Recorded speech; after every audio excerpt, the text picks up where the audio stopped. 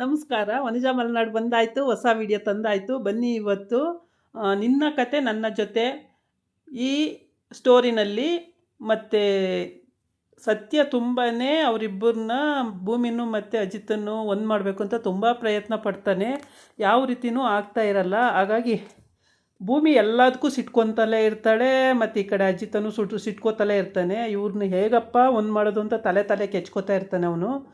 ಆಮೇಲೆ ಅಲ್ಲಿ ಟೇಷನ್ನಿಗೆ ಹೋಗು, ಅಲ್ಲೇ ಟ್ರೈನಿಂಗ್ ಕೊಡ್ತಾರೆ ಅಂತ ಮನೆಯವರೆಲ್ಲ ಹೇಳಿರ್ತಾರಲ್ಲ ಭೂಮಿಗೆ, ಅಜಿತನೇ ಕೊಡ್ತಾನೆ ಟ್ರೈನಿಂಗು ಅಂತೇಳಿ. ಆದರೆ ಇಲ್ಲಿ ಬಂದ್ರೂ ಕೂಡ ಇಬ್ಬರು ಕಿತ್ತಾಡ್ತಾನೆ ಇರ್ತಾರೆ. ಆವಾಗ ಟೀ ಅಂಗಡಿನಲ್ಲಿ ಟೀ ಮಾಡ್ತಾ ಇರ್ತಾಳೆ. ಆಮೇಲೆ ಸಂಜೆ ಆಯಿತು, ನಾನು ಹೋಗ್ತೀನಿ, ನೀನು ಬಾ ಅಂತ ಹೇಳ್ತಾನೆ. ಆಯಿತು, ನಿನ್ನ ಜೊತೆ ನಾನು ಬರಲ್ಲ, ನೀನು ಹೋಗು, ನಾನು ಬರ್ತೀನಿ ಅಂತ ಹೇಳ್ತಾಳೆ. ಅಜಿತ ಹೊರಟೋಗ್ತಾನೆ. ಆಮೇಲೆ ಸತ್ಯ ಬರ್ತಾನೆ. ಯಾಕೆ ಅಜಿತ್ ಜೊತೆ ಹೋಗ್ಲಿಲ್ವಾ ಅಂತ ಕೇಳ್ತಾನೆ. ಅವನ ಜೊತೆ ಸಿಡುಕುತ್ತಿಸಿದ್ದ, ಅವನ ಜೊತೆ ನಾನು ಹೋಗಲ್ಲ ಅಂತಾಳೆ. ಆಮೇಲೆ ಮತ್ತೆ ಸತ್ಯ ಫೋನ್ ಮಾಡಿ ಭೂಮಿನ ಒಬ್ಬಳನ್ನೇ ಬಿಟ್ಟು ಹೋಗ್ತಾಯಿದೆಯಲ್ಲ, ಕರ್ಕೊಂಡು ಹೋಗು ಬಂದು ಅಂತ ಎಲ್ಲ ಹೇಳ್ತಾನೆ. ಬರಲ್ಲ ಅಂತಾಳೆ ಅಂತನೋ, ಬರ್ತಾಳೆ ಬಾ ಕರ್ಕೊಂಡು ಹೋಗು ಅಂತ ಹೇಳ್ತಾನೆ. ಸರಿ, ಮತ್ತೆ ಹೋಗ್ಬೇಕಲ್ಲ ವಾಪಸ್ಸು ಅಂತೇಳಿ ಮತ್ತೆ ವಾಪಸ್ ಹೋಗ್ತಾನೆ. ಹೋಗ್ಬಿಟ್ಟು ಬೈಕಲ್ಲಿ ಅಜಿತ ಕರ್ಕೊಂಡು ಅಲ್ಲಿಂದ ಸತ್ಯನೂ ಅಲ್ಲಿಗೆ ಬರ್ತಾನೆ. ಮತ್ತು ಸತ್ಯಣ್ಣ ನೀವೇ ಕರ್ಕೊಬನ್ನಿ ಅಂದರೆ ಆಗಲ್ಲ ಅಂತ ಅಂದ್ರಿ, ಎಲ್ಲೋ ಕ್ಲೈಟ್ ಹತ್ರ ಮೀಟಿಂಗ್ ಇದೆ ಹೋಗಬೇಕು ಅಂತ ಅಂದ್ರಿ, ಈಗ ನೋಡಿದ್ರೆ ಇಲ್ಲೇ ಬಂದ್ರಲ್ಲ ಅಂತಾನೆ. ನಂದು ಕೆಲಸ ಇದೆ, ಇಲ್ಲಿ ಬಂದೆ, ಸುಮ್ಮನೆ ಒಂದು ಲೋಟ ಟೀ ಕುಡ್ದು ಹೋಗೋಣ ಅಂತ ಹೇಳ್ತಾನೆ. ಆಮೇಲೆ ಭೂಮಿ ಸರಿ ಬಾ ಹೋಗೋಣ ಅಂತ ಕರೆದ್ರೆ ಅವಳು ಬರಲ್ಲ ಅಂತಿರ್ತಾಳೆ. ನಾನು ಬರಲ್ಲ ನಿನ್ನ ಜೊತೆ, ಹಾಗೆ ಹೇಗೆ ಅಂತಿರ್ತಾಳೆ. ನೋಡು, ಬರ್ತೀಯಾ ಇಲ್ವ, ನಾನು ಅಲ್ಲಿ ಹೋಗಿ ವಾಪಸ್ ಬಂದಿದ್ದೀನಿ, ಅಲ್ಲಿ ಅಮ್ಮ ಕೇಳಿದ್ರೆ ನಾನು ಏನಂತ ಹೇಳಲಿ ಅಂತ ಹೇಳ್ತಾನೆ. ಆಮೇಲೆ ಅವ್ರ ಅಮ್ಮ ಫೋನ್ ಮಾಡ್ತಾಳೆ, ಏನಪ್ಪ ಇನ್ನೂ ಬಂದಿಲ್ಲ ಅಂತೇಳಿ. ಅಮ್ಮ ಬರ್ತೀನಿ, ಆರಾಮಿದೆಯಾ ನೀನು ಅಂತೆಲ್ಲ ವಿಚಾರಿಸ್ತಾನೆ. ಅದಾದಮೇಲೆ ಇವಳು ಇಲ್ಲಿ ಹಠ ಮಾಡಿಕೊಂಡು ಬೆಂಚ್ ಮೇಲೆ ನಿಂತ್ಕೊಂಡು ನನಗೆ ಏನೇನೋ ಕಾರಣಗಳು ಹೇಳ್ಕೊಂಡು ಜಗಳ ತೆಗಿತಾಳೆ. ಆ ಜಗಳ ತೆಗೆದಾಗ ಸತ್ಯ ಅದಕ್ಕೆಲ್ಲ ಒಪ್ಕೊಂಡು, ಆಯಿತು ಬಾ ತಾಯಿ ಹೋಗಿ ಬನ್ನಿ ಅಜಿತ್ ಜೊತೆ ಅಂತೇಳಿ ಉಪಾಯ ಮಾಡಿ ಕಳಿಸಿ ಅಪ್ಪ ಇವ್ರ ಜಗಳ ಮುಗಿಯಲ್ಲಪ್ಪ ಅಂತ ತಲೆ ಕೆಚ್ಕೋತಾನೆ. ಏನಪ್ಪ ಇವರು ಯಾವಾಗ ನೋಡಿದ್ರು ಕಿತ್ತಾಡ್ತಿರ್ತಾರೆ, ಈ ಥರ ಮಾಡ್ಕೋತಾರಲ್ಲ ಅಂತ ಹೇಳ್ಬಿಟ್ಟು ಆಮೇಲೆ ಕಳಿಸ್ತಾನೆ ಏನೋ ಒಂದು ಹೇಳಿ. ಸತ್ಯನ ಮೇಲೆ ಅಜಿತಿಗೆ ಸಿಟ್ಟು ಬಂದ್ಬಿಡುತ್ತೆ. ಎಲ್ಲ ಸತ್ಯಣ್ಣಂದೇ ಇದೆಲ್ಲ ಕೆಲಸಗಳು, ಸತ್ಯಣ್ಣ ಸುಮ್ಮನಿರಲ್ಲ ನೀವು ಅಂತೇಳಿ, ನಂದೇನಿಲ್ಲಪ್ಪ ನಾನಲ್ಲ ಅಂತ ಹೇಳ್ತಾನೆ. ಆಮೇಲೆ ಸರಿ ಅಂತ ಹೇಳ್ಬಿಟ್ಟು ಸತ್ಯಣ್ಣ ಸುಮ್ಮನೆ ಇದ್ದುಬಿಡಿ, ನೀವು ನನಗೆ ಕೋಪ ಬರೆಸ್ಬೇಡಿ ಅಂತ.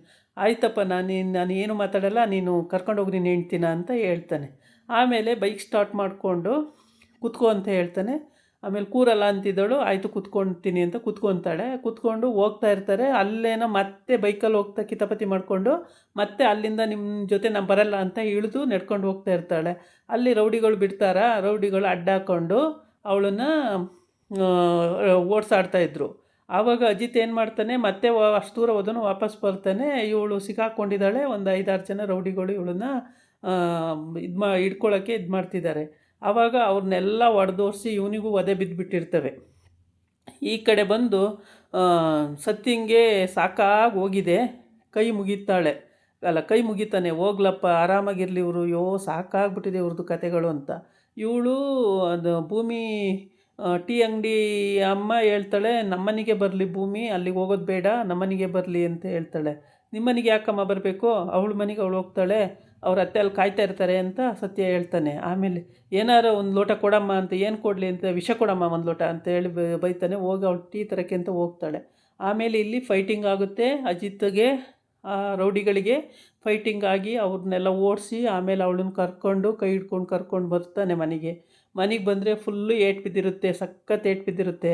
ಅದನ್ನೆಲ್ಲ ನೋಡಿ ಭೂಮಿಗೆ ಹಿಂಸೆ ಆಗುತ್ತೆ. ಅಯ್ಯೋ, ನನ್ನಿಂದ ಇಷ್ಟೊಂದು ಏಟು ತಿಂದ್ರಲ್ಲ ಅಂತೇಳ್ಬಿಟ್ಟು ಸಾಹೇಬರು, ಅಯ್ಯೋ ಸಾಹೇಬ್ರೆ ನನ್ನಿಂದ ಇಷ್ಟೊಂದು ಏಟು ತಿಂದ್ರಲ್ಲ ಅಂತೇಳಿ ಔಷಧಿ ಹಚ್ತೀನಿ ಅಂತ ಹೋಗಿ ಅವಳು ನೋಡಿಬಿಟ್ಟು ತುಂಬಾ ಕನಿಕರ ಪಡ್ತಾಳೆ. ಸಖತ್ತು ಹಿಂಸೆ ಆಗುತ್ತೆ.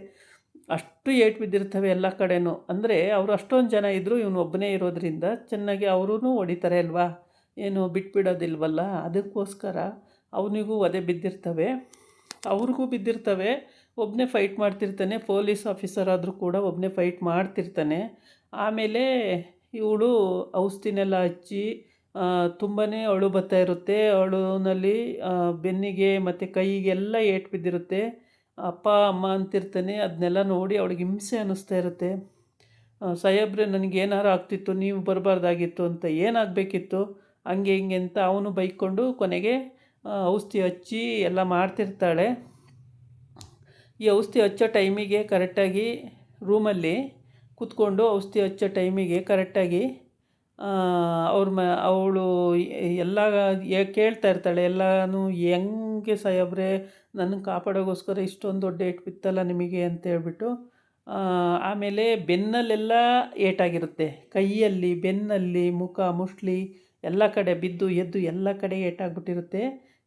ಅಜಿತ್ಗಂತೂ ಸಿಕ್ಕಾಬಟ್ಟೆ ಏಟು, ನೋವಾಗ್ಬಿಟ್ಟಿದ್ದಾವೆ ಎಲ್ಲವ. ಆಮೇಲೆ ಇವಳು ಬಿಸಿನೀರು ಶಾಖ ಕೊಡೋದು ಮತ್ತು ಇದೆಲ್ಲ ಮಾಡ್ತಾ ಇರ್ತಾಳೆ. ಏನೇ ಮಾಡಿದ್ರೂ ಪಾಪ ಅವನಿಗೆ ನೋವು ಹೋಗ್ಬೇಕಲ್ವ, ನೋವು ಆಗ್ಬಿಟ್ಟಿದೆ ಸಿಕ್ಕಾಬಟ್ಟೆ. ಆಗ ತುಂಬಾ ನೊಂದ್ಕೋತಾಳೆ ಅವಳು ಕೂಡ, ಭಾಳ ಬೇಜಾರಾಗುತ್ತೆ. ಆಮೇಲೆ ಹೇಳ್ಕೊಂಡು ಅಳ್ತಾ ಇರ್ತಾಳೆ ಭೂಮಿ. ಸಾಹೇಬ್ರೆ ನನ್ನಿಂದ ನಿಮಗೆ ಇಷ್ಟೊಂದು ಏಟಾಯಿತು, ನಾನು ಇಳಿಲೇಬಾರ್ದಾಗಿತ್ತು ಬೈಕಿಂದ, ನಾನು ಇಳ್ದಿದ್ದು ತಪ್ಪಾಯಿತು, ನಿಮ್ಮ ಹತ್ರ ಜಗಳ ಮಾಡ್ಕೊಂಡು ಇಳಿದಿದ್ದೇ ತಪ್ಪಾಯಿತು. ನಾನು ಬೈಕಲ್ಲೇ ನಿಮ್ಮ ಜೊತೆ ಕೂತ್ಕೊಬಂದಿದ್ರೆ ಗಲಾಟೆನೂ ಆಗ್ತಿರಲಿಲ್ಲ, ನಿಮಗೆ ನೀವು ಅವ್ರಿಗೆ ಹೊಡಿತಾನೂ ಇರಲಿಲ್ಲ, ಅವರಿಂದ ನಿಮಗೆ ಏಟು ಬೀಳ್ತಾ ಇರಲಿಲ್ಲ. ಎಂಥ ಕೆಲಸ ಆಯಿತು ಸಾಹೇಬ್ರೆ ನಿಮಗೆ, ಹಿಂಗೆ ಏಟಾಯ್ತಲ್ಲ ಅಂತೇಳಿ. ಆವಾಗ ಸರಿ ಬಿಡು ಹೋಗಲಿ, ಅದೇನು ಮಾಡೋಕ್ಕಾಗಲ್ಲ, ನಾವು ಅವ್ರಿಗೆ ಹೊಡೆದಿರ್ತೀವಿ, ಅವರು ನಮಗೆ ಹೊಡೆದಿರ್ತಾರೆ, ಅದೇನು ಮಾಡೋಕ್ಕಾಗಲ್ಲ ಬಿಡು, ಅದೇನು ನೀನು ತಲೆ ಕೆಡ್ಸ್ಕೊಳಕ್ಕೆ ಹೋಗಬೇಡ ಅಂತ ಅವನು ಸಮಾಧಾನ ಮಾಡ್ತಾನೆ. ಸಮಾಧಾನ ಮಾಡಿ ಮತ್ತು ಈಗ ಅದೆಲ್ಲ ಗಾಯಗಳು ನೋಡಿಬಿಟ್ಟು ಅವಳಿಗೆ ಭಾಳ ನೋವಾಗುತ್ತೆ, ಮನಸ್ಸಿಗೆ ಭಾಳ ನೋವಾಗಿ ಭಾಳನೇ ದುಃಖ ಪಡ್ತಿರ್ತಾಳೆ. ಅಯ್ಯೋ ಎಷ್ಟೊಂದು ನೋವಾಗ್ಬಿಟ್ಟಿದೆ ಸಾಹೇಬ್ರಿಗೆ, ನನ್ನಿಂದ ಹಿಂಗೆಲ್ಲ ಆಯ್ತಲ್ಲ ಅಂತೇಳಿ. ಕೈಯಲ್ಲೆಲ್ಲ ಬಾಸುಂಡೆಗಳು ಬಂದುಬಿಟ್ಟಿರ್ತವೆ, ಸೊಂಟದಲ್ಲೆಲ್ಲ ಬಾಸುಂಡೆಗಳು ಬಂದುಬಿಟ್ಟಿರ್ತವೆ. ಅದೆಲ್ಲ ನೋಡಿ ಪಾಪ ಅವಳಿಗೆ ಹಿಂಸೆ ಆಗ್ತಾ ಇರುತ್ತೆ. ಆಮೇಲೆ ಅದೇ ಟೈಮಿಗೆ ಆ ಕಡೆ ಸತ್ಯ ಬರ್ತಾನೆ. ಸತ್ಯ ಬಂದು ನಾನು ಹೇಳ್ದೆ ತಾನೇ ನೀವಿಬ್ಬರು ಹೋಗಿ ಅಚ್ಚುಕಟ್ಟಾಗಿ ಬೈಕಲ್ಲಿ ಹೋಗಿ ಮನೆಗೆ ಅಂತ ಅಂದರೆ, ಅಲ್ಲಿ ಯಾಕೆ ಇಬ್ಬರು ಕಿತ್ತಾಡಿಕೊಂಡು ಬೈಕಿಂದ ಇಳಿದೆ ನೀನು ಅಂತ. ಆಮೇಲೆ ನೀನು ಇವರಿಂದ ಅಂತ ಅಲ್ಲೂ ಹಿಂಗೆ ಆಡ್ತವ ಇದು ಮಾಡ್ತಿರ್ತಾರೆ. ಆದರೆ ಸತ್ಯಣ್ಣ ಸಾಹೇಬ್ರಿಗೆ ಭಾಳ ಏಟು ಬಿದ್ದೈತಿ ಸತ್ಯಣ್ಣ, ಎಲ್ಲ ಕಡೆ ನೋವು ಬಾಸುಂಡೆಗಳು ಬಂದುಬಿಟ್ಟಿದ್ದಾವೆ ಅಂತ. ನನ್ನನ್ನು ಕಾಪಾಡೋಕ್ಕೋಸ್ಕರ ಅವರು ಒದೆ ತಿಂದಂಗಾಯಿತು ಅಂತ. ಇದಾಗಿತ್ತು ಇವತ್ತಿನ ವೀಡಿಯೋ. ನಾಳೆ ಇನ್ನೊಂದು ವೀಡಿಯೋ ಜೊತೆ ಬರ್ತೀನಿ. ನಮಸ್ಕಾರ.